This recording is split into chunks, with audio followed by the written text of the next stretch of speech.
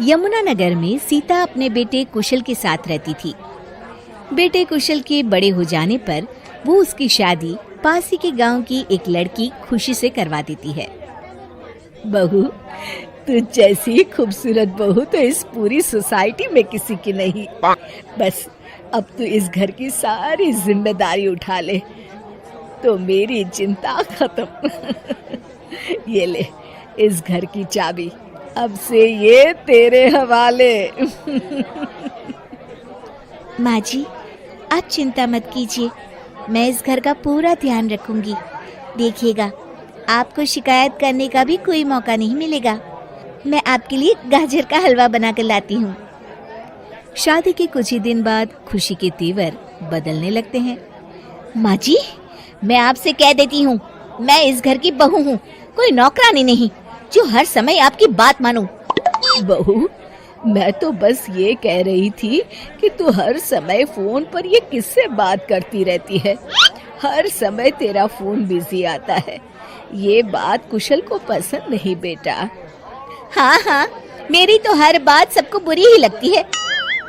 अब शादी को कई महीने बीत चुके हैं, मगर खुशी कभी भी खुश नहीं रह पाती और वो अपने पति और सास से भी हमेशा झगड़ती रहती है। असल में शादी से पहले उसका एक प्रेमी होता है, गोविंद।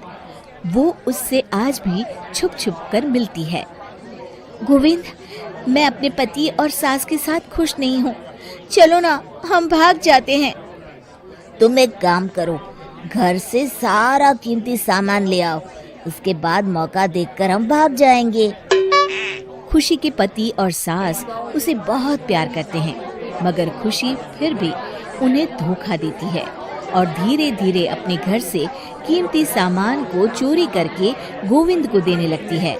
उसकी सास को घर से सामान चोरी होने का संदेह होने लगता है। बेटा, समझ नहीं आ रहा, ये घर से धीरे धीरे सामान कैसे गायब हो रहा है। कौन सा सामान माँ? अरे वो चांदी के बर्तन जो मैंने बनवाए थे वो दिख नहीं रहे। यहीं कहीं होंगे माँ, आपकी बहू ढूंढ देगी। कितने बेवकूफ हैं ये माँ बेटे, इनका सारा सामान मैं गायब कर दूंगी और इनको पता भी नहीं चलने दूंगी। और इस तरह से धीरे धीरे खुशी घर का सारा कीमती सामान चोरी करके गोविंद के पास रखवा देती है और कुछ महीनों बाद उनके पास बहुत कीमती सामान इकट्ठा हो जाता है और दोनों भागने की योजना बनाते हैं। खुशी, आज रात को आधी रात होते ही तुम अपने घर से भाग कर आ जाना।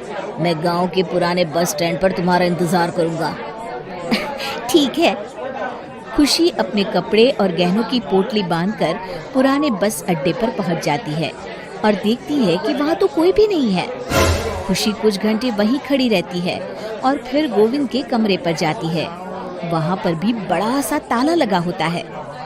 हे भगवान, कहीं गोविंद मुझे धोखा देकर भाग तो नहीं गया।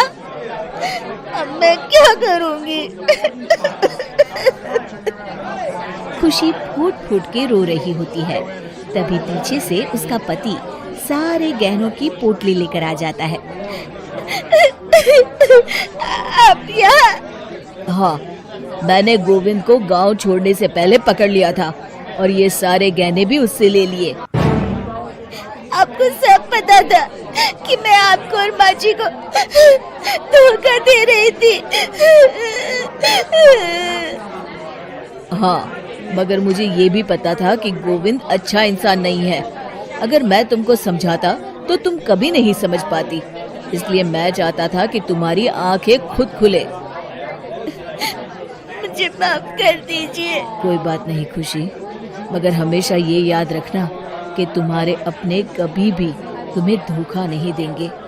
माँ और मैं तुम्हें बहुत प्यार करते हैं और हम दोनों चाहते हैं कि खुशी खुशी खुशी हमारे घर रहे, क्योंकि तुम ही तो हमारी खुशी हो। हाँ, मैं आज के बाद आपको और माँ जी को कभी निराश नहीं करूँगी।